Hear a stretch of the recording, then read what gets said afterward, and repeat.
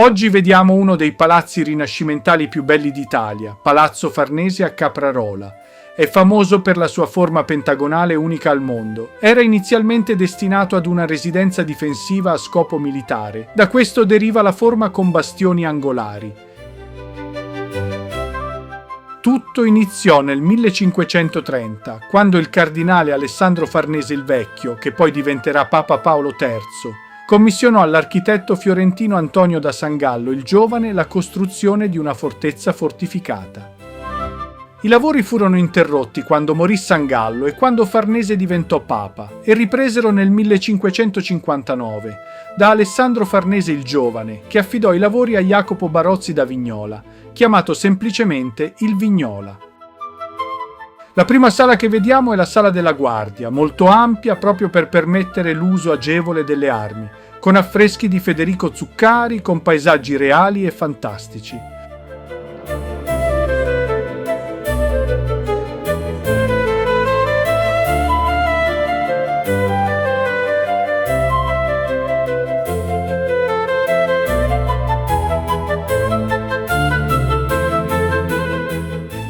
Passiamo poi al cortile circolare, uno dei capolavori architettonici del palazzo. La forma geometrica è infatti quella di un cerchio perfettamente all'interno di un pentagono, la forma esterna del palazzo. È composto da una rigida suddivisione in due ordini.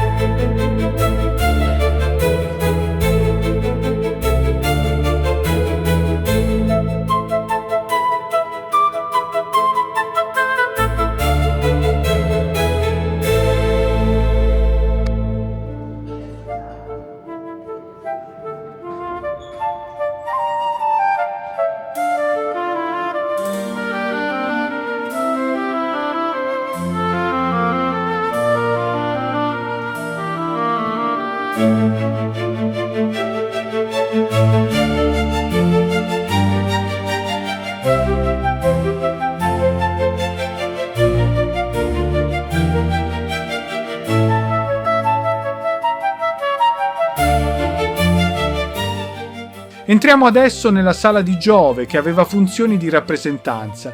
Il nome deriva dagli affreschi della volta, con le scene dell'infanzia di Giove. Giove venne sottratto dalla madre al cannibalismo del padre Saturno. Venne poi affidato alle ninfe e allevato a Creta, sul monte Ida, con l'aiuto di una capra. Gli affreschi sono di Baldassarre Peruzzi, del Vignola e di Fiorini.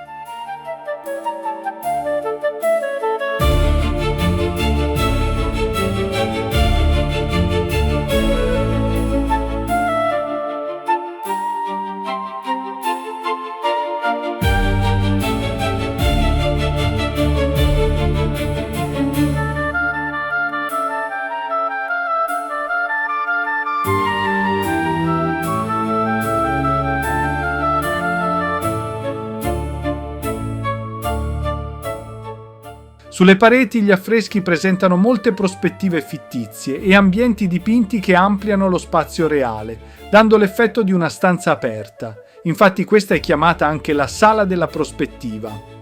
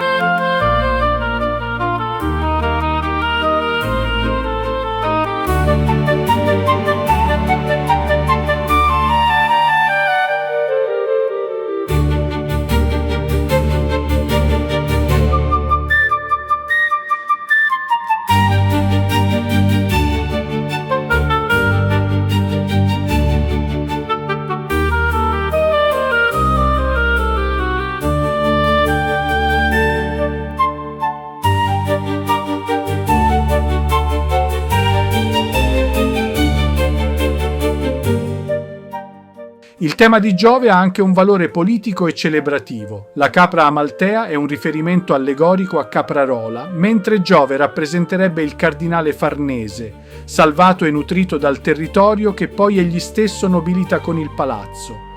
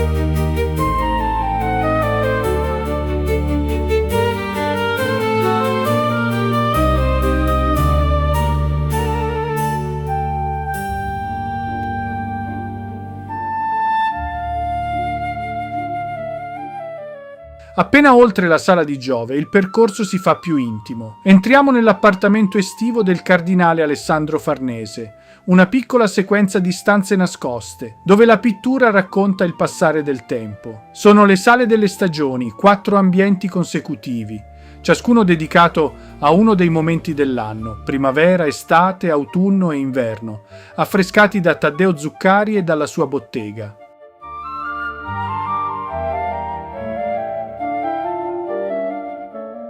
Nella primavera dominano i fiori e la rinascita della natura. Nell'estate la luce si fa più piena, il paesaggio è maturo, segnato dai frutti e dai raccolti. L'autunno porta con sé l'idea della vendemmia, dei colori caldi e del tempo che scende verso il riposo. L'inverno, invece, è la stanza più raccolta e silenziosa, dove il paesaggio si spoglia e sembra prepararsi a ricominciare. Queste sale non sono semplici decorazioni di stagione, sono un modo raffinato per dire che il potere dei Farnese attraversa i cicli dell'anno, senza interrompersi, come un regno che dura oltre il tempo. Camminando qui dentro, tra mito, paesaggi e simboli, hai la sensazione che Caprarola non sia solo un palazzo, ma un enorme calendario dipinto, dove ogni muro racconta il rapporto fra l'uomo, la natura e il potere.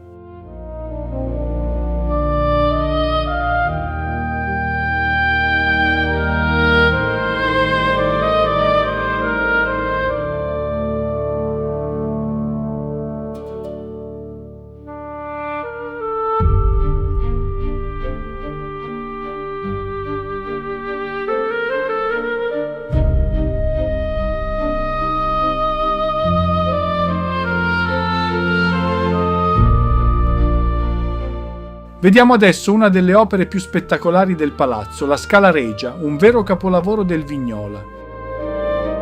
La scala sale in 3 giri completi dentro un vano circolare di quasi 10 metri di diametro, sorretta da 30 colonne di peperino disposte a coppie.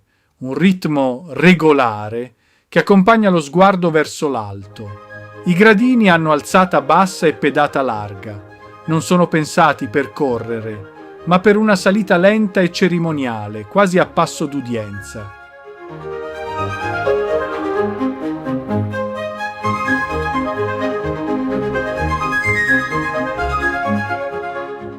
Le pareti sono tutte interamente affrescate. Nei riquadri si vedono paesaggi ideali, finte finestre che si aprono su campagne, città e vedute immaginarie, attribuite ad Antonio Tempesta. Tra le grottesche si intrecciano stemmi, imprese, divinità e allegorie, fulmini di Giove, cavalli alati, navi degli Argonauti, frecce che colpiscono il bersaglio, tutti simboli che parlano di forza, gloria, precisione politica.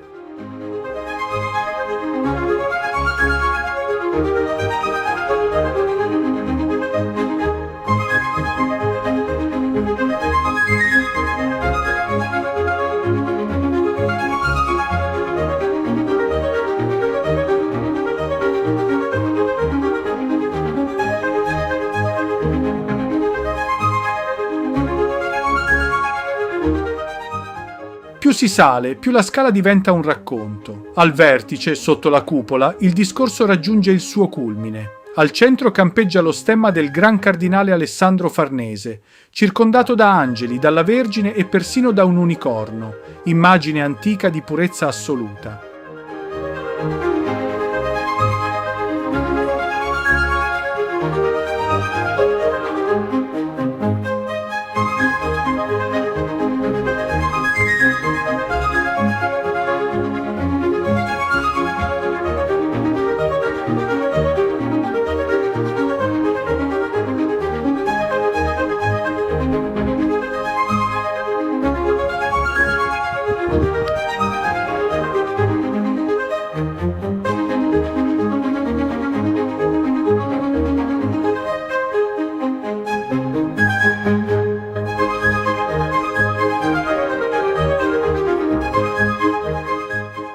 Dopo la scala regia, il piano nobile si apre con una sala che è quasi un balcone sul potere farnesiano, la loggia di Ercole.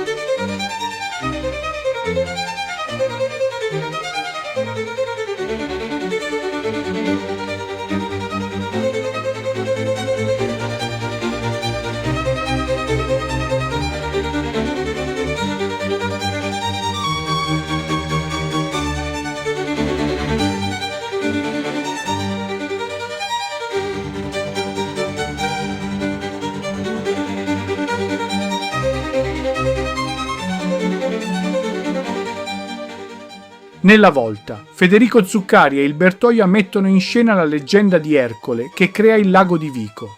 L'eroe conficca la lancia nel terreno, sfida i pastori, estrae l'arma e lascia sgorgare le acque che riempiono il bacino. Al centro, tra le onde, Ercole tiene una lancia sormontata dal Giglio Farnese. Sulle pareti, tra stucchi e una fontana di mosaici, si vedono solo semplici paesaggi, ma un vero catalogo dei domini di famiglia. Le vedute di Parma e Piacenza, del Ducato di Castro, di Capodimonte e dei territori della Tuscia. È come entrare dentro una mappa dipinta del potere dei Farnese. Entriamo adesso nella cappella, un luogo molto intimo, pensato come oratorio privato del cardinale Alessandro Farnese. Nella cupola Federico Zuccari dipinge al centro la creazione degli astri. Il Padre Eterno, in posa michelangiolesca, accende il cielo e l'ordine del cosmo. Intorno in 6 spicchi scorrono le scene dell'Antico Testamento, la creazione di Eva, il diluvio universale, il sacrificio di Isacco, il passaggio del Mar Rosso, l'unzione di David come re. È un condensato di tutta la teologia della storia, raccolto in una sola volta. Sulle pareti si vedono apostoli e santi a figura intera.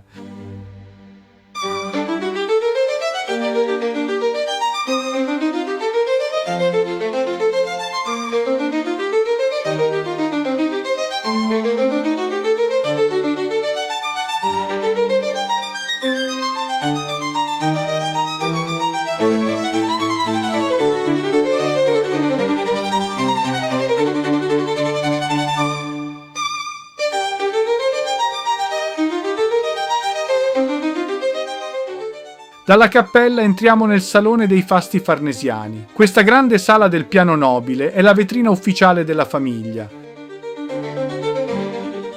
Lungo le pareti sembra di sfogliare un libro illustrato di storia farnesiana, guerra, diplomazia, matrimonio, fede, tutto raccontato come una sequenza di trionfi. La sala diventa il modello di un nuovo genere, la pittura dei fasti dinastici dei Farnese. Gli affreschi imitano enormi arazzi appesi. Si vedono il pontificato di Paolo III, il concilio di Trento, le campagne militari, i matrimoni con la figlia di Carlo V e i rapporti privilegiati con Filippo II di Spagna.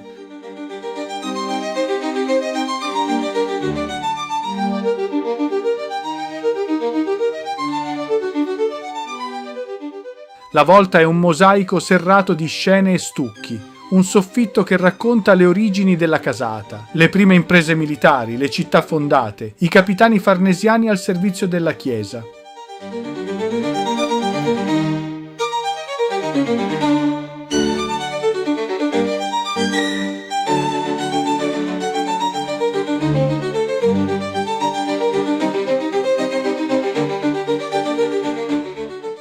Subito dopo il Salone dei Fasti arriviamo in una stanza più raccolta ma non meno potente, la Sala del Concilio di Trento, chiamata così perché il Papa Paolo III Farnese è il Papa del Concilio di Trento, ovvero colui che ha guidato la Chiesa nel momento cruciale della risposta alla Riforma.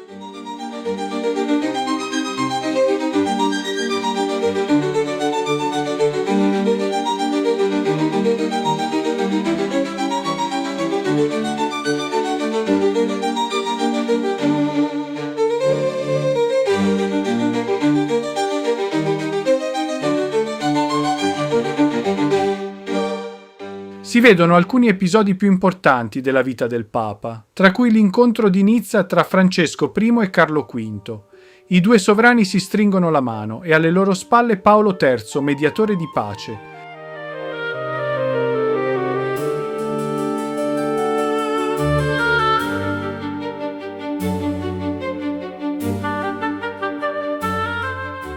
Entriamo adesso nella Sala dell'Aurora, che era la sala da letto estiva del cardinale Farnese. Le pareti sono vuote, in quanto prima c'erano degli arazzi, ma la parte che colpisce di più è l'affresco sul soffitto. La volta della Camera dell'Aurora è uno spettacolare gioco prospettico costruito intorno a un ovale centrale. Taddeo Zuccari dipinge una finta loggia ovale che si apre su un cielo diviso in 3 registri, popolato da figure mitologiche che rappresentano il passaggio dalla notte all'aurora.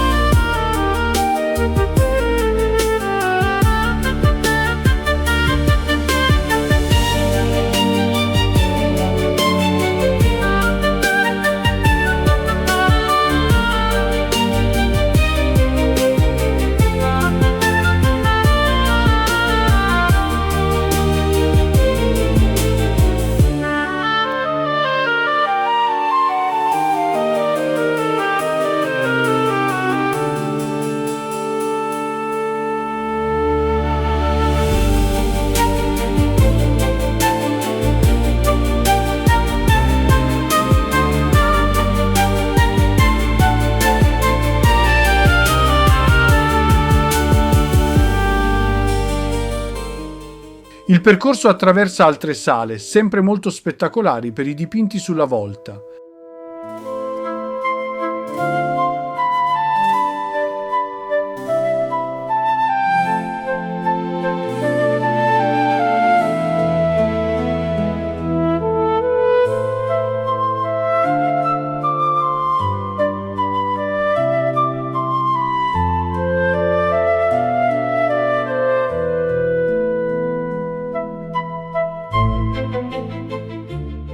Arriviamo adesso alla sala più bella e spettacolare del palazzo, la sala del mappamondo.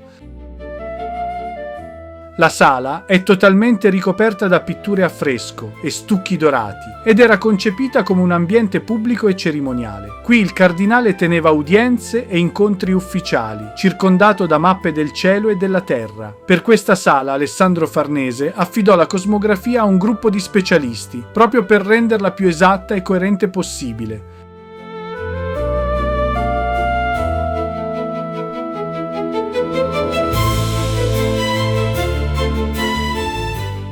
Qui si vedono le mappe dei 4 continenti, Asia, America, Europa, Africa, ma anche le terre sante della Giudea e dell'Italia.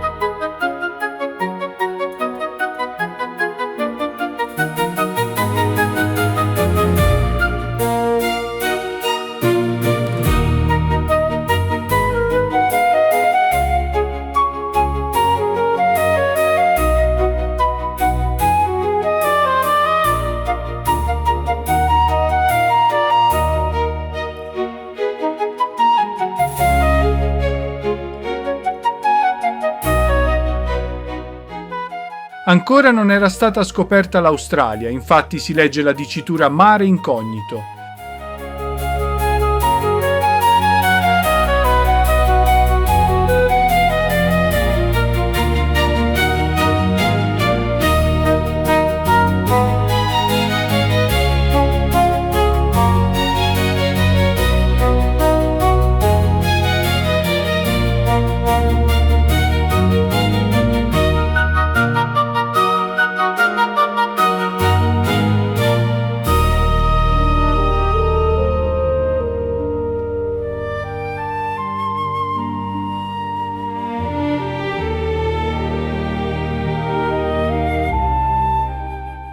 Spettacolare è anche la volta, un cielo celeste affrescato con zodiaco, costellazioni e animali mitologici, che fa da contrappunto cosmico alle mappe terrestri.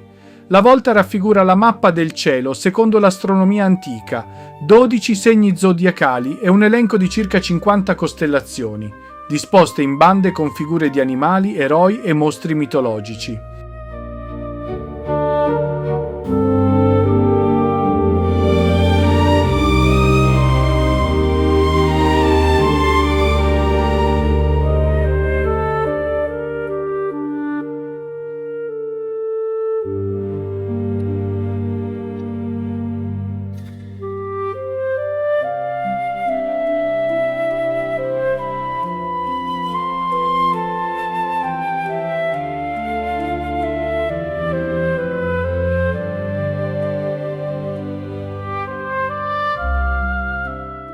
Questa era l'ultima sala del palazzo. La visita termina con la visita ai giardini esterni, un sistema di giardini all'italiana e parco monumentale che si arrampica sulla collina Tufacea alle spalle della villa, trasformando la rocca in una vera villa rinascimentale con orti farnesiani,